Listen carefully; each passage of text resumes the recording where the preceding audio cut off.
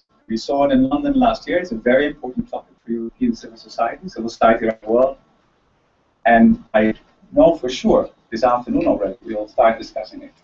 We have to see what the ask for OGP is, because I think it's also a topic that has a very strong national element, as well as international. And the second topic I see very much prominent for this room is European dimension of OGP. Is there a role for the European Union to play? We'll have a debate about that today and tomorrow as well. So those are the two I see. Today really is your day. I mean, OGP meetings, civil society meetings are moments to connect, to learn, to be inspired by the people around you. And that's what we'll do. The three issues today, running through the agenda very quickly. We'll start with a collective learning from each other about what's happening with OGP in your respective countries. Then we have a discussion about the problems with the implementation of the FOI all over Europe. And then the third one about privacy and surveillance. And at the same time, there are three breakout sessions and conference sessions, whatever you want to call them, outside. One is around OGP in the EU, the other one is around budget monitoring. And the EU one is Neil and Anka. The budget monitoring one is run by Marianne. And Roger, of course. Yes. And the third session in the hallway there is about open contracting. Yeah. So those are the three. If you have any questions today, the coming days about OGP, how it works, what you should expect, what you shouldn't expect, there are a couple of people here you can ask. You can always ask me. But you can also ask Nout, who is there in the back. You can ask Joe Powell, who's over there. I think Nima is here as well, there. So all these people you can ask if you have any questions around OGP. So I think that's it for your introduction. If you ask me, I don't think OGP will be a success without civil society. And I'm biased, I'm the civil society coordinator. But I think the energy, and the intellect, and the attitude of civil society is essential in making OGP work. And I think what we need as civil society is to be supportive and annoying at the same time. And that will make OGP work. So let me leave for here, and then we can move into the first session. Right? Okay, thank you.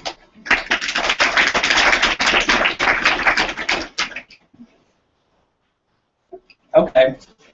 So for the first session, sorry, you're not getting rid of me. That's my session as well. What we wanted to do with the first session really is to take the OGP cycle as a structure to share experience with this group. And the OGP cycle starts in many countries with active campaigns by civil society in convincing the government to join the partnership. I want to ask two people in the room about how they did it. These microphones, can I use them? Yep. Okay. Okay.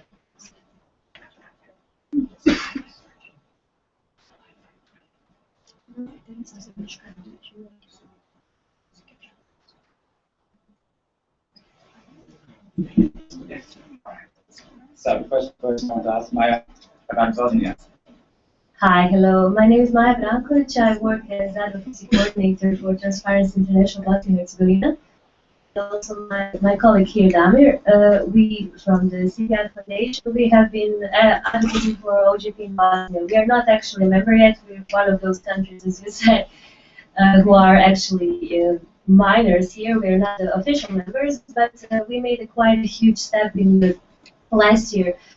Paul was a guest at our conference we organized in May previous year. It was the very beginning of the advocating process in Bosnia.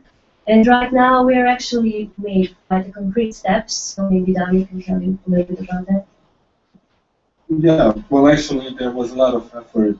We had a lot of meetings with the government officials, but recently the last meeting we had was really productive, where the Minister of the Foreign Affairs in Bosnia promised that his ministry will lead the campaign within the state institutions and that they will send a letter of it in the next, I hope, weeks. We hope today that it's going to happen. I mean, that the session they had in institutions, the Council of Ministers in Bosnia was held today, but the question itself wasn't raised. But we hope that it will be raised in the next few weeks. And the first members of the government from Bosnia will be present tomorrow. The first ever from Bosnia will be present at the OGP session, and you know, it takes some time, but hopefully we're gonna make it. I think two things that I really liked about the Bosnian campaign to join. This one should work, right? You put this one or not? This one better. Yeah. Okay. What I really liked about the Bosnian campaign, one is that civil society took the initiative and got together to organize a conference and to get the international experience in, and then started sort of talking to the government. I think that was very good. And another thing that happened there is that the British foreign office actually, when they visited Bosnia, explicitly reached out to the government to ask them and invite them to join OGP. The other country where there had been in this room, and there must be more, but the one I want to highlight, where there was a strong civil society campaign to join OGP, is Ireland, actually. And Dennis, next with other many talents, was very instrumental in getting it going. Dennis, can you say a bit about it? Yeah. We wanted. I saw OGP appearing on the web when I think it was 20th of September 2011. Barack Obama was announced during the United Nations conference, and we straight away saw that OGP values closely aligned with what we wanted to do, and we wanted to empower people with information to make better informed decisions and choices. So we started to try to get interest of other civil society organizations to get on board and help us. There wasn't much interest at that stage, and we saw that the first annual OGP meeting was about to take place in April 2012 in Brasilia. And one month before that, we wrote letters to 19, as far as I remember, members of the technical group of the Irish Parliament called Doyle. We not only hosted them traditionally, I also created a separate Google Doc and make it public. So we emailed it to them, I tweeted it to them. So it's not only us, like me and them, know that these letters have been sent, but everybody else who is interested in the subject. So out of 19 letters, we probably got one email in response and one reply, but that was where it all started. And the question in Parliament was asked during the conference in Brasilia, why Ireland, which wants to be seen as a technology hub European, is not part of this important process. And it was obvious for us that, like, when it comes to information technology to improve democratic processes here in Ireland, we were lagging behind. So we were, yeah, it's like we knew that because we didn't have any resources, we only had a chance if we took away from those who are in decision-making position, to take away from them the opportunity to ignore us in private. So we appealed to them publicly.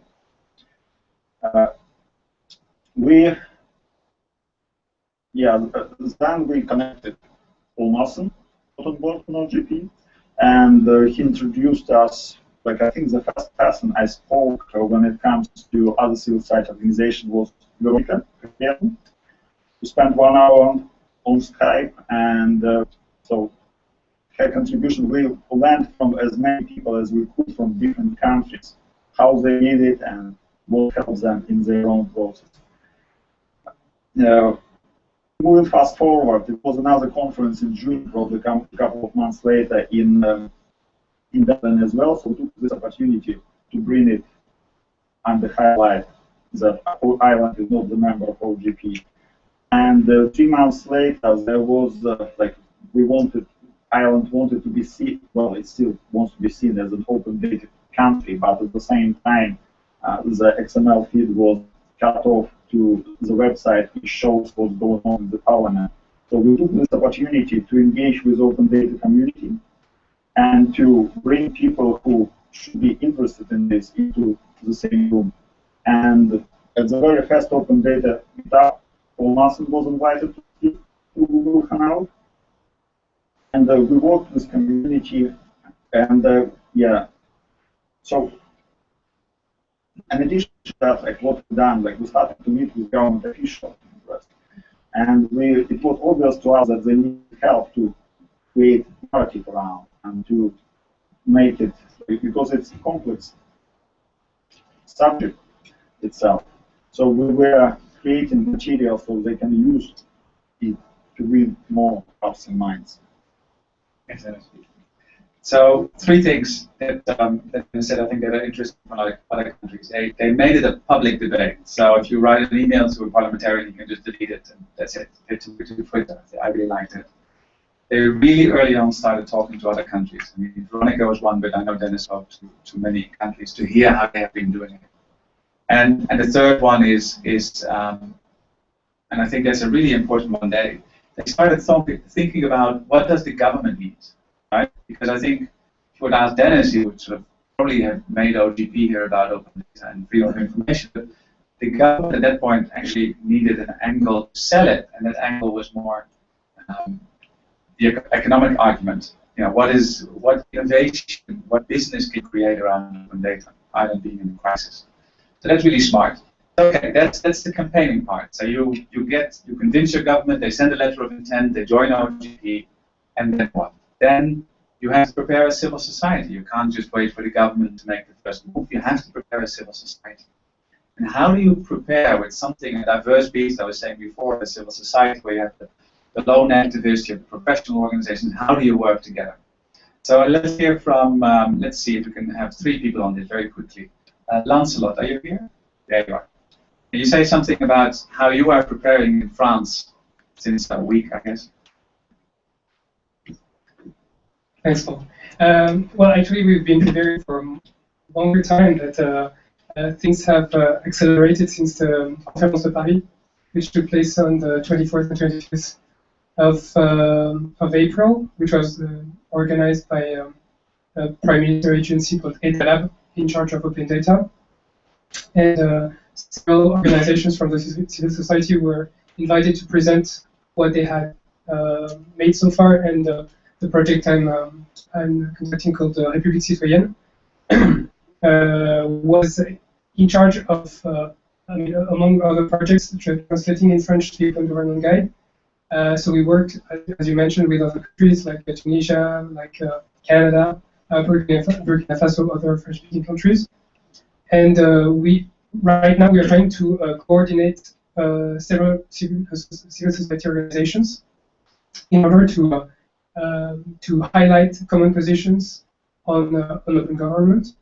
But one very important thing is not to be the unique voice of the civil society, because it's diverse by nature, and it's very important to protect this diversity. But we're just trying to strengthen our position by finding the core important things on which we have to agree.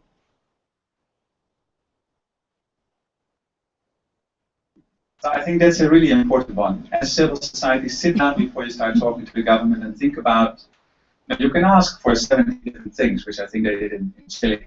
And then you have 70 commitments, but that's very difficult to focus your energy on. You can also think about what are the 3 things we really, really want, and try to get those into plan. So that's France. And you already mentioned Tunisia, the country at the same point, I think. Sahan, can you say a bit about how civil society is preparing its campaign in Tunisia? Actually, Tunisia have joined the OGP in the 14th of July of January 2014, and civil society that have followed the OGP since the first summit in Brasilia didn't really follow the process of the adhesion of Tunisia. So we heard about this the first time on March, and we've heard that the first action plan will be presented in May. So we think that this is not good because it must be a citizen action plan. It is not a reform of the government. So the first thing we have made is to structure ourselves in the civil society. We have found a new collective called TNOGP with more than 15 associations from civil society, and we have expressed how we see the consultation process, how we see the OGP in Tunisia. We think that the process must be transparent, the process must be inclusive, the process must be effective and durable, meaning sustainable over the time.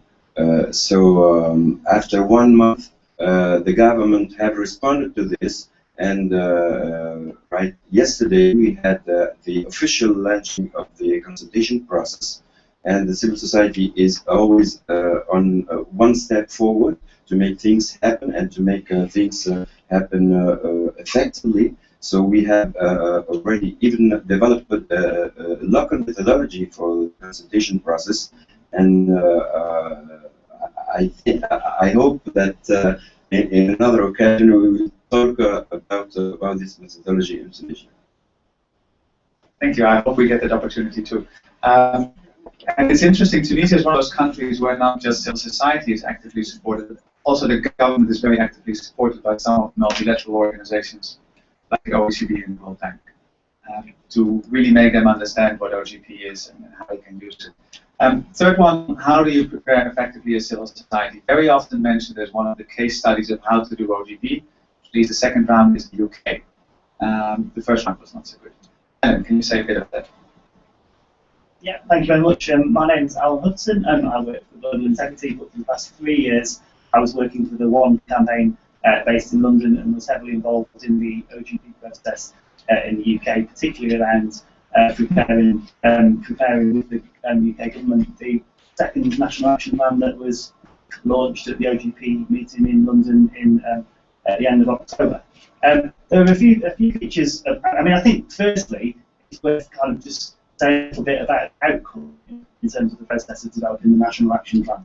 I think obviously views will differ, and people sitting very close to me may have different views than me about the quality of the National Action Plan.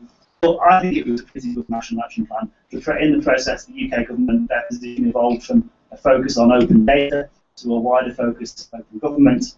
The process of developing the plan was much more participatory, much more participatory than the first National Action Plan, in which there was practically no participation from civil society. And the National Action Plan includes a number of decent and, in some cases, groundbreaking commitments on different aspects of open government. So I think the outcome was really good.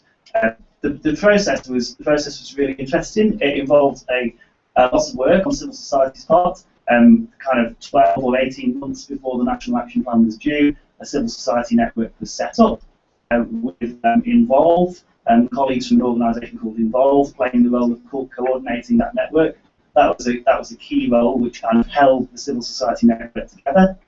Then it was really a very joint process between the civil society network and government, or different aspects of government, in terms of scoping areas for commitments that might be in the National Action Plan, in terms of drafting the narrative for the National Action Plan, in terms of drafting the commitments for the National Action Plan, and finalising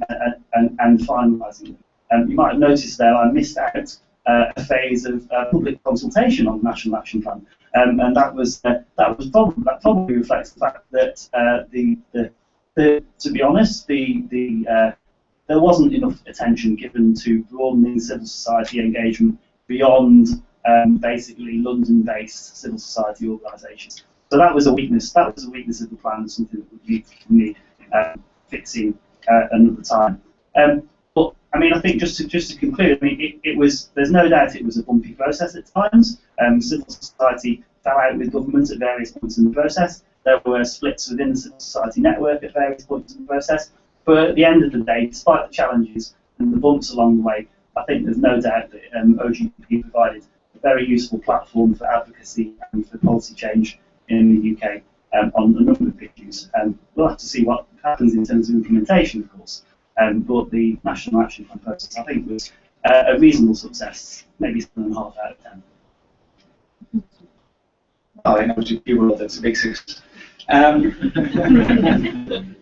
Two things I think that I really like about the UK, and we've seen it in other countries. They found this one organisation, in the case of the UK, involved, that was acceptable to everybody as being the convener or the lead on the process. That I think they could play that role because they have a lot of experience in participatory processes, but also because they took a facilitative and a neutral role in the process. I think that's an important one from the UK.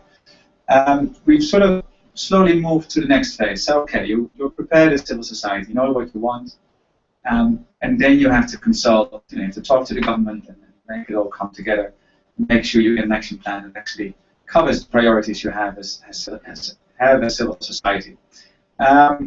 Veronica from Moldova, can you say a bit about how that discussion, the dialogue with government worked? Okay. Hello, everyone. Hello, everyone. Hi. Just to bring a bit of dynamics into the room. Thank you, Paul. Well, in case of Moldova, I think we were a bit luckier as compared to other countries because, first of all, we had the government who was really open from the very beginning. In Moldova, the situation was a bit different because the government did join already having a very ambitious e-transformation agenda. That's why we keep hearing about the e-governance dimension so many times. So the government joined, and we found out as civil society that there was this step made by the government of Moldova. It doesn't mean that the action plans, both the first one and the second one, because we have already approved that we started the implementation of the second action plan, it doesn't mean that they are perfect. There is always room for improvement, and there is always space for bringing new, more ambitious commitments. But how the dialogue between the government and the civil society works on the Open Government Action Plan dimension. I have to share with you that in Moldova we have a National Participation Council, which is a civil society advisory body to the government. It is a platform created by the government to bring together civil society organizations that are capable to advise the government on policy and several strategic priorities. So within this National Participation Council, we have created, and I'm coordinating a working group, a civil society working group, Open Government, which is basically entitled to be responsible for overall coordination, monitoring of the implementation of the commitments that the government made as part of the action plan. But what I wanted to also highlight is that in the context of the second action plan, because we learn, as we move ahead, we continue learning and improving, we were the first ones as a civil society group to come to the government and tell the government, hey, there is a different approach to the process. Let's look at different sectors. Let's talk to different ministries and let's seek some sectorial commitments. So there was, I'm not saying that the results of this process have been as successful as we would have expected, but we at least trying to embed those principles that we promote within the Open Government Partnership, like openness and transparency and inclusiveness, in the process itself. So we did not consult an already existing draft, but we brought input into the process from the very beginning. By talking to different sectors, by talking to, for example, Ministry of Education, challenging the ministry to think about what kind of commitments it might want to have in the action plan around education, talking to youth ministry, talking to health sector, talking to other important sectors. So we co-created and we co-designed. And just to kind of conclude, as a result of this entire process, we ended up in having an action plan that's actually having commitments which we co-committed together with the government. It's not only that these are commitments to be implemented by the government, but there are a number of them in which we as civil society organizations, as civil society leaders and in this process, we co-commit to implement together, because from our perspective, open government is not only about the governments, it's also for the civil society. So we are kind of trying to bring a new dimension, a new perspective into the process. Thank you. Okay, so one element I really like about the Moldova example is you can bring in a whole range of civil society organizations, but most countries do not have the diversity of government agencies involved in the plan. And if you really want an open government plan which goes across all the agencies, you have to also start talking to other ministries, which is of course something you can leave to the government, but often, you know, civil society has very good contacts in many ministries, so that's a good way of doing it. Still on the point of consultation, let's see how that happened in Estonia. Hello, I'm Ria from Estonia. I'm coordinator of Estonian Civil Society Network for OGP. We established our network before Estonian government became a member of OGP, and our first action plan was actually also a co-creation, so we didn't wait until government will invite us to contribute, we did it. Now we are preparing a second action plan. It's a little bit different story now, because our former government was not so eager to see OGP as a priority.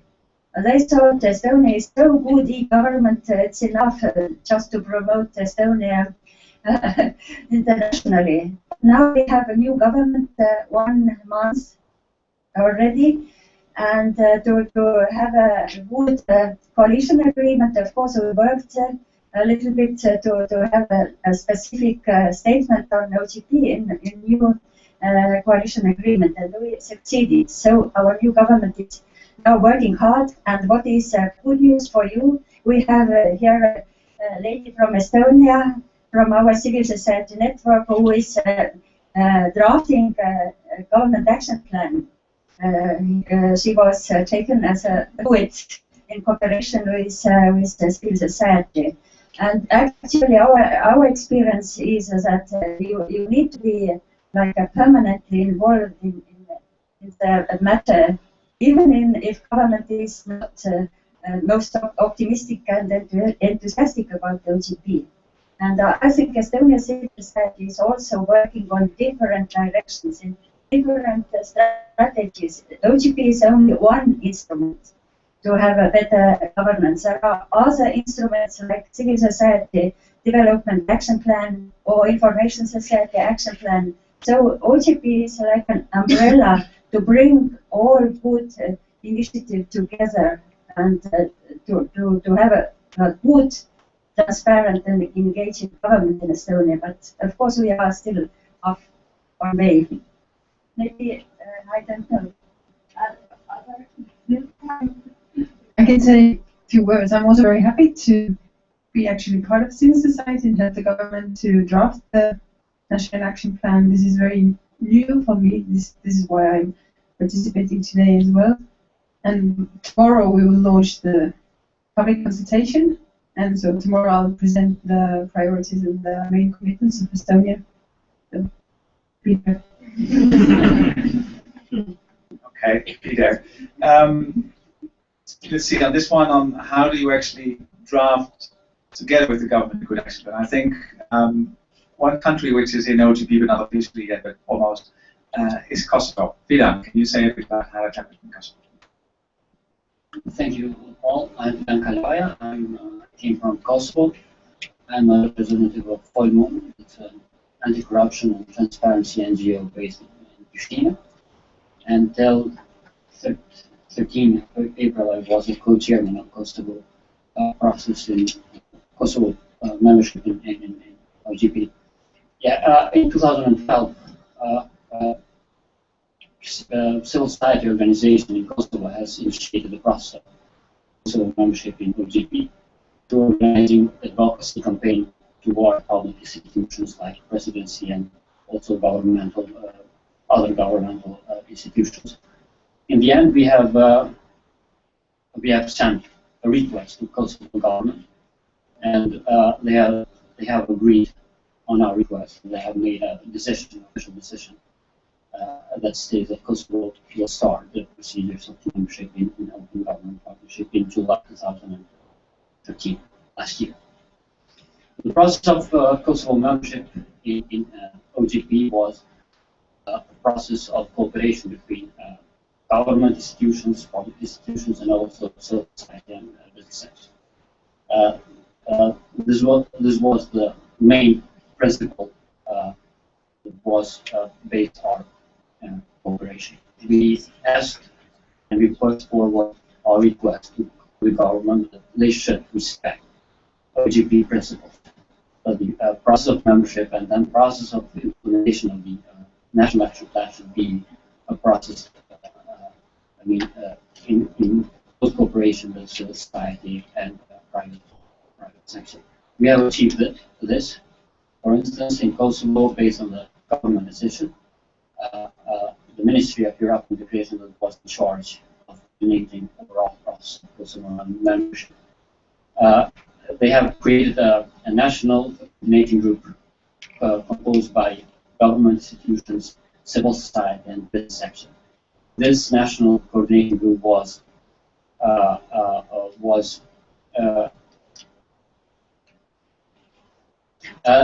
this group had an executive power on development of the National Action Plan. In the end, the Kosovo National Action Plan is basically based from the perspective of citizens. We have organized different discussions, different meetings, and different public discussions with different stakeholders in Kosovo, with different citizens of different regions in Kosovo. And also we have involved more than 300 civil society organizations from local and central level in the process. The process was coordinated by the Ministry of European Integration and co-coordinated by the civil society representatives. In this case, Famoon was the co-chairman of the process.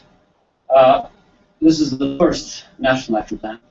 A week ago, Kosovo government has started to implement this National Action Plan, and we as a civil society, we have already started the pressure on the government to start immediately the implementation of the National Action Plan. Thank you. So, two things in there. Very interesting that in Kosovo they actually explicitly involved the private sector. I don't know if there are countries in the room. Are there countries that involve the private sector? Anyone? Yeah. Well, I heard you. In Estonia, they did. Hello, I'm from Georgia, and we have quite interesting mechanism for the consultation between the government and the interested parties, which can make society organizations, private sector representatives, and maybe other groups. From the very beginning, when Georgia became the part of OGP, one of the civil society organization raised the initiative to make the forum, which is called NGO Forum. But I would say from the beginning it was like really formal, and its working was like chaotic and unorganized. But nowadays, I think with the cooperation of civil society organizations, we achieved that we have a terms of reference. We have rules how this forum should work. We have co-speakers, one from the government and one from the civil society organization. And we are meeting once in a month. All the minutes and agendas are published prior to the meeting. So it's not like formal. We are really discussing all the initiatives. Also, public discussions are involved, and they are presenting their initiatives, and we are discussing whether this could be in relation with OGP values or not. Also, we are really involved in the consultation process while developing the action plan, and it was quite successful, I guess, because in this respect, again, we have two persons who are going to the different regions. One is from government, one is from the civil society, and they both try to get some ideas from people and to incorporate these ideas in the action plan. So we think that we upon the cooperation of the civil society organization to manage to make some kind of mechanism for free consultation. Thank you. So I think, Georgia, if you have the time, the coming days, and you have the time, because you're here for a couple of days, if you have the time to talk to Sofo about what's happening in Georgia, I think if there's one country in Europe which for me is a very strong example of how you can make a positive OGP, then Georgia is the example. And you started talking about what for me might be the single most important thing to negotiate with your government, and that's the permanent dialogue. So getting the consultation right, and OGP asks for both an online consultation and an offline consultation. But after that, to keep the conversation going, to work together to rebuild that trust and cooperation, you need an ongoing dialogue with the government. And I think what Georgia has done to really create a mechanism that meets regularly, that has an explicit terms of reference, that is co-managed by government and civil society, is a very, very good way to do it. Is there anyone else that wants to say something about sort of the ongoing dialogue at the country level? Who has a good example from another country? Anyone? There. You already have it. Well, thank you. I mean, what happened a few days ago at La Conférence de Paris, I think it's a good example of a government who wants to open to civil society organizations. But still, it's not that easy because civil society, it's vague. Who is legitimate to represent the civil society? It's a real question. Actually, I have lots of questions to ask to the people here. In particular, when it comes to involving the private sector, sometimes, as far as I'm concerned, I find it perfectly normal and very useful. But sometimes the private sector arrives cloaked with a civility cloak, like a pseudo civil society organization, or sometimes civil society organizations are not really representing general interests. They might represent some corporation interests, but also some political interests. And my question is, how do you manage this kind of thing? I mean, when you want to coordinate the process in the best possible way, you have to be pragmatic because these kind of things happen. What would you suggest in order to serve the cause the best possible way? Very good question. I'll approach it from there's an answer here. I want to also ask Alexa from the Ukraine to approach it from a different angle. But there was only one hand on the permanent dialogue with civil society and government. But two hands, okay. Is quite worrying. Agree? Okay, good. We're going now. Because it's really the most important thing to get in place. I mean, the consultation is super important and it defines the action plan. But OGP is about building a partnership with government, slowly getting big change. And if you don't invest in that ongoing dialogue, it basically means that once in the 2 years you will be invited for coffee and cookies and you can give your opinion and you go away because you're not happy with the result. So this is really an important one to get right. So on the private sector, you want to say something? My name is Ivan Petin. I'm from Russia, and probably I will describe some different experience from country that should join OGP, but I will let in the last time. And I was one of the persons who brought Russian national plan, and actually everyone was waiting that we will join quite quickly. It was the last final decision from power changed, and we didn't do anything. It was an unmanageable situation, but at the same time, they never stopped believing that we could convince our government to change behavior and to join OGP. And till the situation in Russia, it's a bit different. We have a great involvement of academia into open data movement. We greatly focused more on open data than open government. And the Russian government established special council called Open Data Council. It's under government commission about open data, so it's chaired by a minister, and I'm co-chaired from open society, I would say civil society, and another chair is from academia. It's one of Russian universities universities, and he's one of the prorectors, I would say, one of the professors of university, and we have a deep involvement of private sector, civil society sector, and of academia. Yes, sure, absolutely know that private sector is lobbying its own interest, and sometimes they are not interested in opening data, they're interested in blocking opening some data that is being used for generating their revenue, and publishing open data is bad for their business.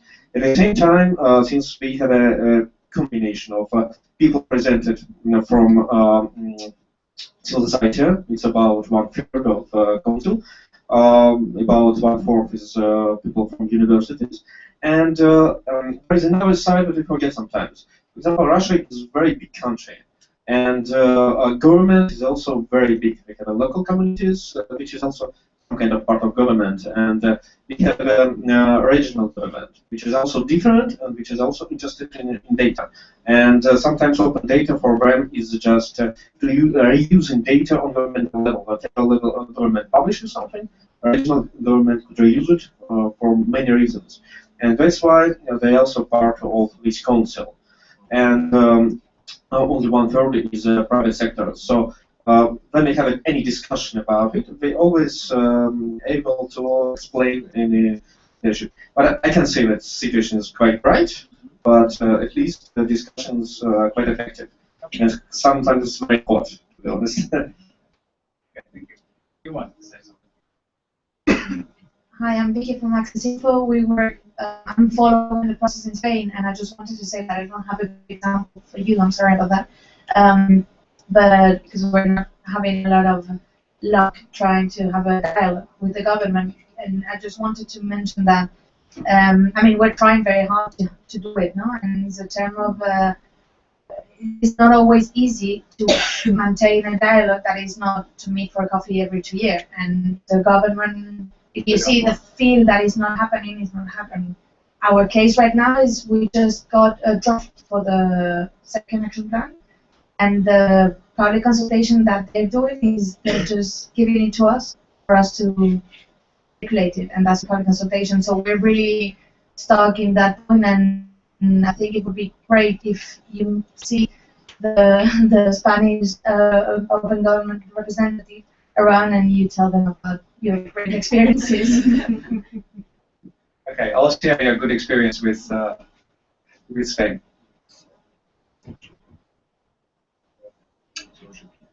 Well, there is a conference session started just outside.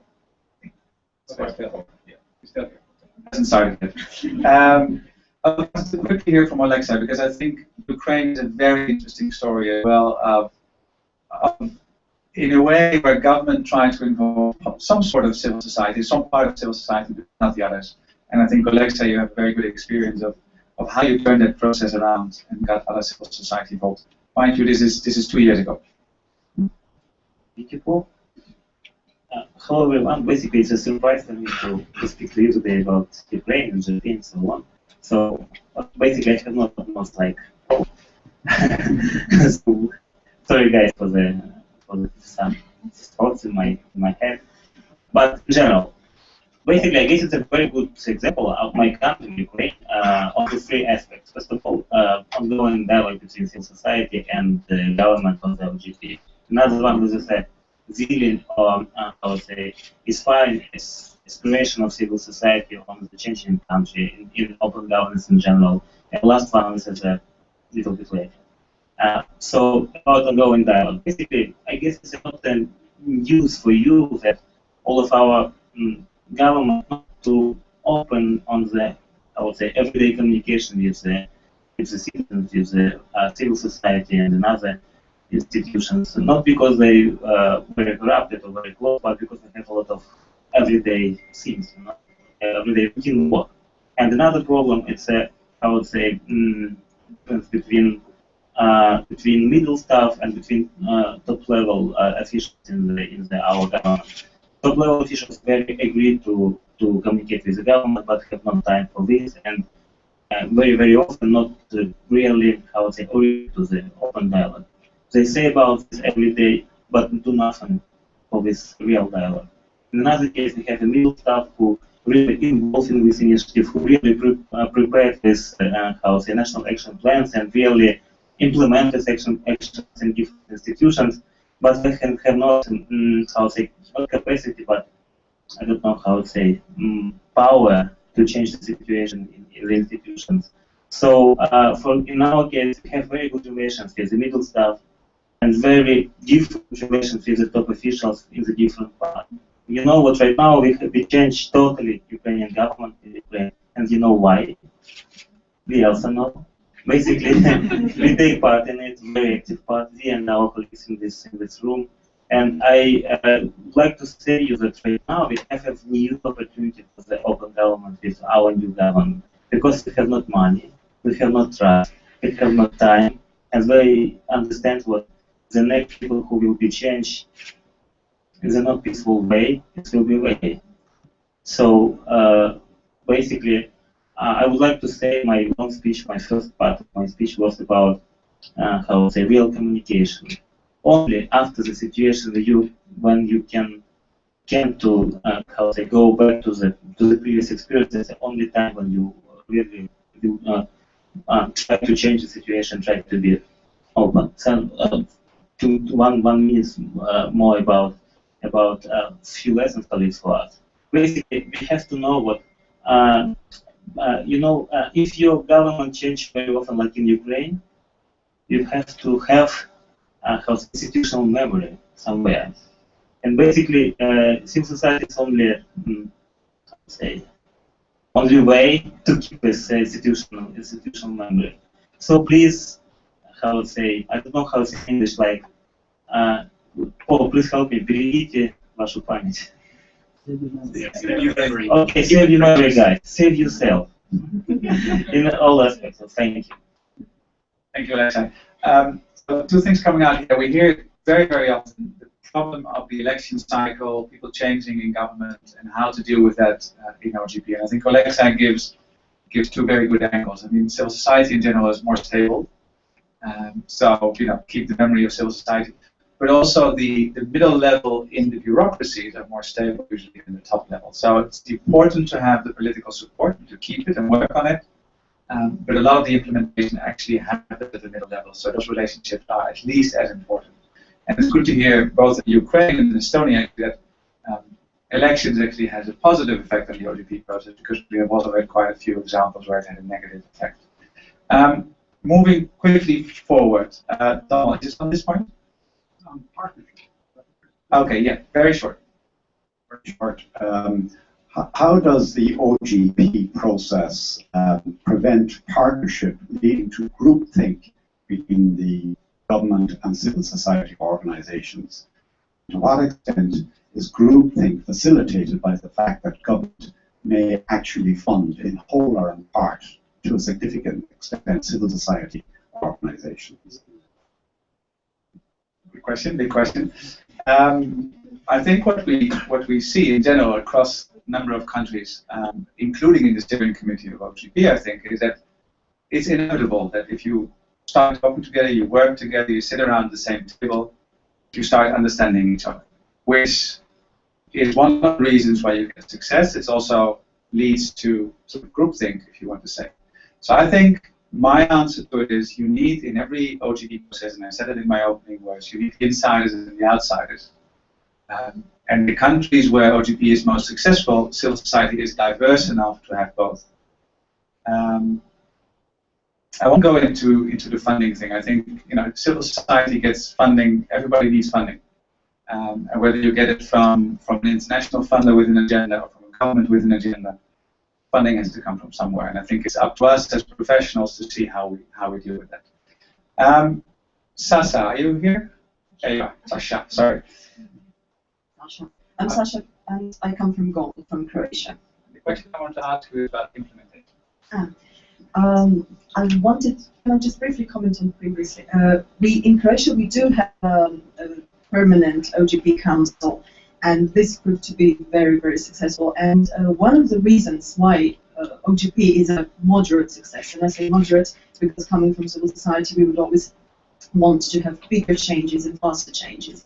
But still, why it is relatively moderately successful boils down to three things, I think. One is a good timing. Croatia started the process to join OGP as early as September 2011, after the UN conference, and it officially joined the initiative in April 2012. In between, we had elections. We had the whole thing started actually within the office of the president, because it was quite clear that the elections were coming and the current government would lose the elections. So it all started in the office of the president, and then after the elections it sort of moved to the Ministry of European Affairs and Foreign Affairs, Foreign EU integration. And new government, new people were quite eager to make commitments. They were quite open at the beginning, both in the drafting of the action plan and of the first action plan. And on the other hand, civil society was also very enthusiastic about the whole initiative, because Croatia was in the final stages of EU negotiations, and we wanted another mechanism which would sort of ensure the sustainability of reforms, precisely those related to Chapter 23. So accountability, transparency, openness, everything which actually OGP is about. So both from the civil society and the government side, people were quite enthusiastic about the whole thing. And first the informal group started, and then actually it turned into the official OGP Council, which is a permanent body whose members are approved, appointed by the government. I won't describe the whole process, but it was a participatory process of choosing representatives of civil society. It was also a good click, I think, between the people both on the government side and on the civil society side, because both were really interested people, dedicated people, motivated to make positive changes. So I think it was a good and good way to both prepare the action plan, and also this council is responsible for overseeing the implementation of the action plan. So it meets regularly, and it's sort of there are reports, and then the council looks at those reports and sees how and to what extent actually the implementation, whether it's according to the plan, if it's late, why is it late, so making certain amendments. And the voice of civil society is heard in the council. There were some things which were easier to make because the people from the government were, as I said, motivated, dedicated. And at the same time, there were other times in which we, coming from civil society, were not met with such enthusiasm, maybe. So we had to negotiate. We had to sometimes be more combative, to even say that, well, we are going to reconsider our further participation at one point. But everything actually, the work in this council was altogether a good, positive experience. And I think that what is good is that it's a good opportunity for opening actually channels of communication between the civil society and the government, for making people see or understand the other's position in a better way. And it also helps. It helps to have those engaged individuals. One thing which you just actually said was it is important to have someone in the position of power who sort of buys into this idea. And we were lucky to have it, because it was the same person who originally worked in the office of the president and later on moved and sort of ensured this political support from top. And we also had a very good logistics in the government office for NGOs, which we sometimes call civil service activists, who are really very understanding towards civil society and really our great allies in the council. And also it's a good opportunity to sort of other civil servants who are maybe a bit more, who are maybe more reluctant at first to cooperate with civil society, to sort of make them understand, to make them more activists in a way. So I think it was also good. Thank you, Sasha. So finding allies in the government system is very important. I think that's what you're saying, and in Croatia that was the case. And another sort of very important element that came out of that one is that civil society has the right to sort of self-select its representatives in the council and working together on implementation. We're running out of time, so I'm ignoring you for the moment. So we've had the whole thing. So you start the campaign to join, then you prepare a civil society in getting your priorities right. You talk to government, you consult, you do the consultations together in the ideal case. You work, you have a permanent dialogue mechanism to keep it going while the implementation happens. And then at the end of the year or the end of 2 years, you need to monitor what actually happens. And I quickly want to hear two people say something about the monitoring process. First, the Albanian IRN researcher, to see how he has done it, how it was used, how it was reacted to by government and civil society, and whatever you want to do. Thank you, Paul. Listening to all these positive examples by civil society, I'm very much tempted to not be so positive about civil society. I'll give you one reason to not take action against me. I'm one of us outside my IRN role. Second, it has a happy ending. Albania is maybe one of those examples where we can best illustrate what happens when civil society is not involved in the OGP process. The first action plan was designed by the government. There was a kind of consultation which looked more like a press conference of the government with certain civil society organizations. After that, for more than a year, what all happened was civil society continued its own life. The government was perfectly fine with doing whatever it had in mind. And at the end, most of the only proposed commitments that civil society put forward, there were just 2 or 3 of them out of 30. Those were among those ones that the government didn't address. What caused this? And this is the moment I would like to be more critical towards civil society.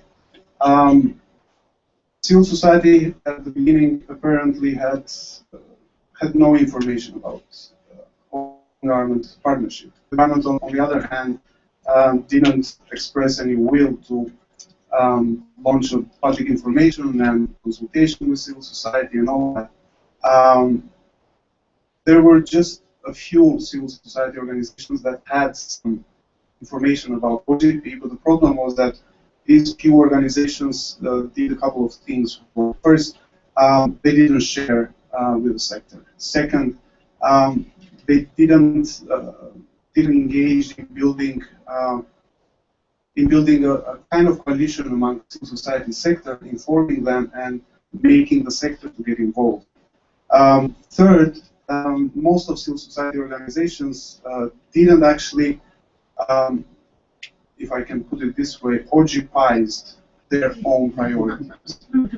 So basically, CSOs in Albania would, and in many other Western Balkan countries, would actually engage in advocacy or in civic actions as there is funding, and also as long as they take merits about that. There are exceptions, of course. I'm not generalizing everything. But the problem is that this won't produce a civil society that will be actively involved and will make sure that it is not about what the government had initially planned. It's not about their own fights, very constructive ones with the government, but it's about making an impact at the citizen level, at the society level. So the happy ending is that after the first bumpy implementation of the first NAP, by the end of last year, many civil society organizations decided to do actually the opposite. They started sharing. they finally realized that the government can ignore one of them, but will certainly not ignore 30 of them. And they finally got the message of the OGP and kind of OGPized their hot issues that they wanted to see them implement.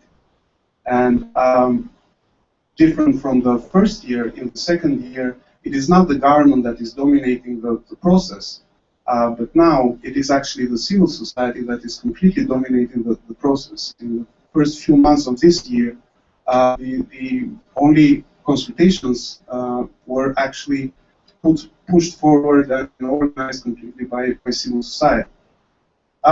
There are many challenges in the upcoming phase, but I'm very positive that this will be, at least the second year will definitely prove a much better example of the civil society and highly relevant for the public OGP action plan.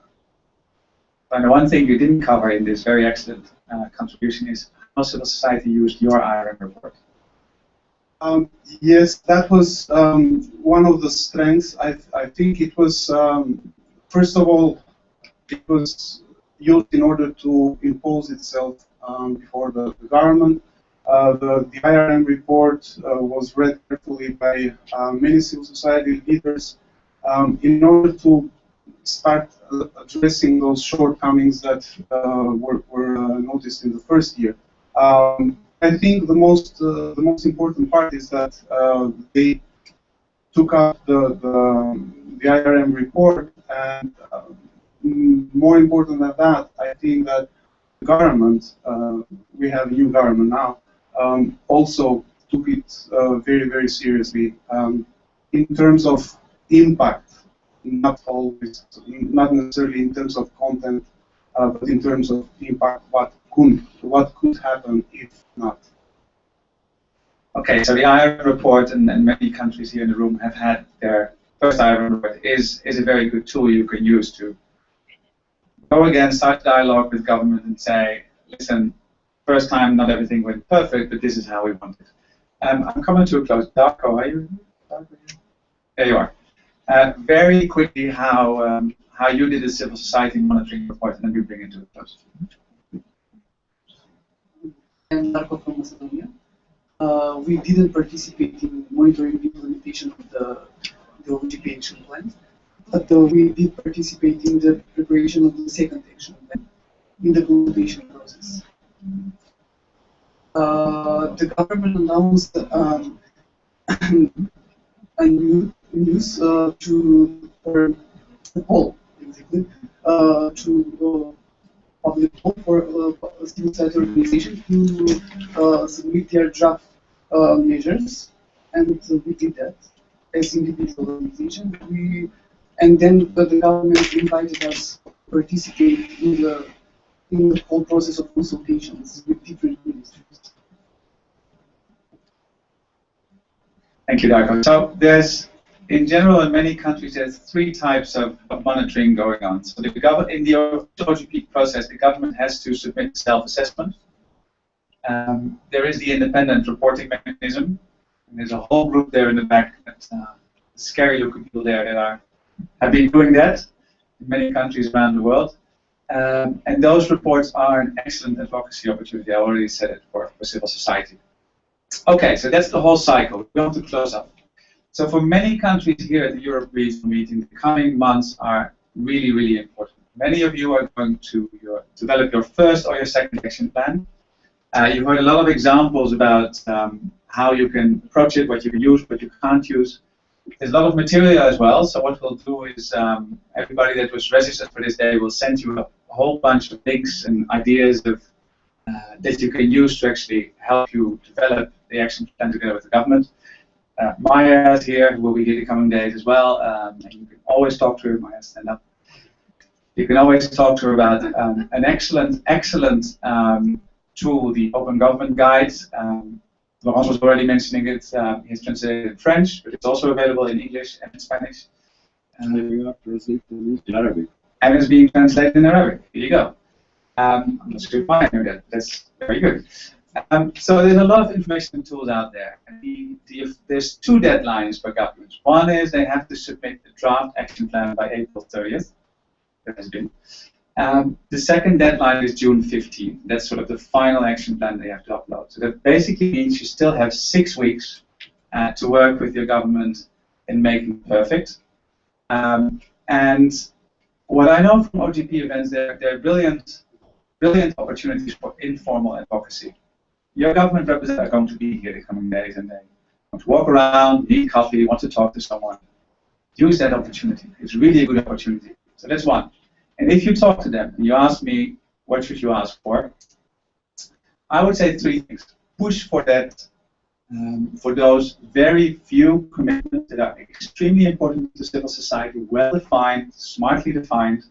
It's not about having the most commitments in the action plan, it's having a few really good ones. So try to get those in. Second, ask for a permanent dialogue mechanism. Not just for a perfect consultation, for a perfect ongoing dialogue with the government.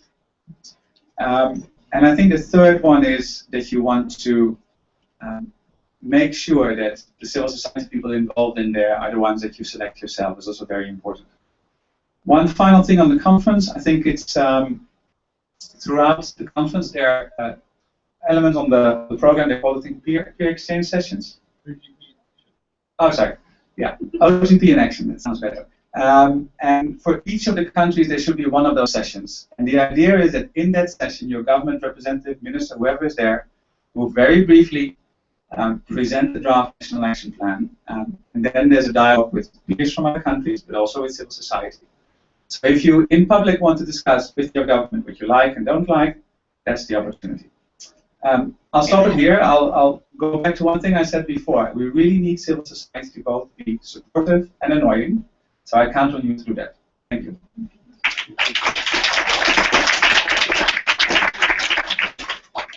Thank you, Paul.